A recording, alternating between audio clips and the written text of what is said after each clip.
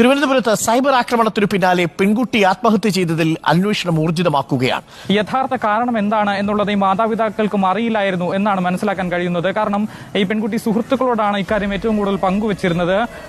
ഈ social media തുറക്കാൻ കഴിയാത്ത ഒരു സാഹചര്യമായിരുന്നു പെൺകുട്ടിക്ക് ഉണ്ടായിരുന്നത്. കാരണം ഈ കുട്ടിയുടെ പോസ്റ്റിന് കീഴെ അസഭ്യകരമായിട്ടുള്ള കമന്റുകളും അതുപോലെ തന്നെ കുട്ടിയെ പല രീതിയിൽ വ്യക്തിപരമായി തന്നെ വ്യക്തിഹത്യ ചെയ്യുന്ന രീതിയിലേക്കുള്ള സ്ഥിതിയിലേക്ക് വരെ കാര്യങ്ങൾ നീങ്ങി. ഇതെല്ലാം കൊണ്ടാണ് ഈ പെൺകുട്ടി ആത്മഹത്യയിലേക്ക് നീങ്ങിയത്, അല്ലെങ്കിൽ ആ ഒരു ഓപ്ഷൻ തിരഞ്ഞെടുത്തത് എന്നുള്ളതാണ് ആരോപണം. പക്ഷേ മറ്റൊരു കാര്യം, ഈ ആത്മഹത്യയിൽ നിലവിൽ പൂജപ്പുര പോലീസ് അസ്വാഭാവിക മരണത്തിന് മാത്രമാണ് കേസെടുത്തിട്ടുള്ളത്. ഈ പെൺകുട്ടിയുടെ ആത്മഹത്യക്കുറിപ്പോ മറ്റോ ഒന്നും ഇതുവരെ കണ്ടെത്താനുമായിട്ടില്ല. ഇന്നലെ തന്നെ ഈ മാതാപിതാക്കളുടെ മൊഴി പോലീസ് രേഖപ്പെടുത്തിയിരുന്നു. ഇതിൽ വിശദമായ ഒരു അന്വേഷണം നടത്താനാണ് പൂജപ്പുര പോലീസിന്റെ തീരുമാനം. കാരണം സൈബർ ബുള്ളിംഗ് മാത്രമല്ലാതെ മറ്റെന്തെങ്കിലും കാരണം ഈ ആത്മഹത്യക്ക് പിന്നിലുണ്ടോ എന്ന് പോലീസ് പരിശോധിക്കും.